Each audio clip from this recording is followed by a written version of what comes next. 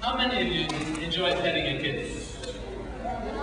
Okay, I think that's maybe the story we'll go to. Little Simon, once he could walk, his favorite place to go was a part on the farm called Wildcat Hollow.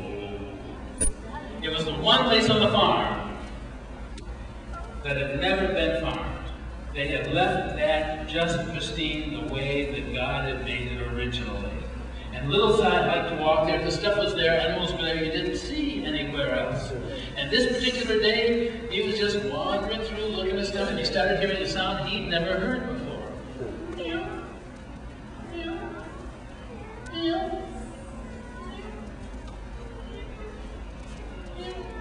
Wasn't a cat or bird. So then he started looking.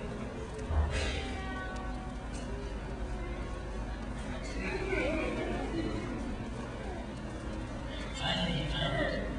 Under a teeny tiny bush here was a tiny wildcat kitten. Too small to be away from its mom. Something must have happened to its mom. And it was so weak that when it tried to stand up, when it saw Si, his legs just sort of shook like this. And it looked up at Si with big round eyes. And it went, ew. And little Si knew that the cat was in trouble, the kid was in trouble. And what could he do? He didn't know what to do to fix it. Now what does a little kid do when he knows there's trouble? Doesn't know what to do? Well, cries, but if you're going to solve problems, you got to take action. Yeah? Well, that wouldn't solve the problem, though. How, in general, what do you do? Yeah? He took it home. That's exactly right. He went looking for mom or dad, figured one of them would know. So he couldn't leave the kitten here because he didn't know if he'd ever find it, and even if he knew where it was, it might be eaten by the time he got back. So he scooped it up really gentle. It was so small it fit in his tiny hands, and he went home quick as he could, found Mom in the kitchen, showed Mom the kitten, the kitten went, and sure enough, Mom did know what to do. She set the kitten down on the ground, reached for a saucer and some fresh from the cow milk, put it down. Kid looked at that milk, it knew what to do, and then it began to purr. How many of you felt it purring, cat or kitten? Pretty cool. But remember that this wasn't a regular cat, this was a wildcat kitten. So it didn't just purr, it purred, and the whole house shook like this. And all the dust on the door sills and the window sills where Ma hadn't dusted in a while fell down on the ground. She had to sweep it up. And every morning when she fed the kitten some milk, the kitten would purr, the dust would fall from wherever it had landed over the last day. She didn't have to dust again a day in her life. All she had to do was sweep the floor. So you can bet this little kitten had a home forever. That's a pretty cool thing. Well, a couple weeks later, Mom was going to the general store and she thought, you know, this kitten ought to have something of its own to play with. And she thought, finally came up with a good idea, and she brought back all the yarn.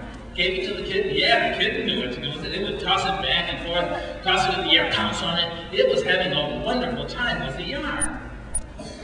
But 2 weeks later, the ball of yarn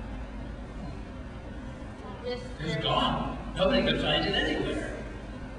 So, next time, Mom went to the general store, brought back another ball of yarn, gave it to the kitten. The kitten played with it, loved every minute of it. But 2 weeks later, it's gone again. What on earth? Well, next time Mom went to the general store,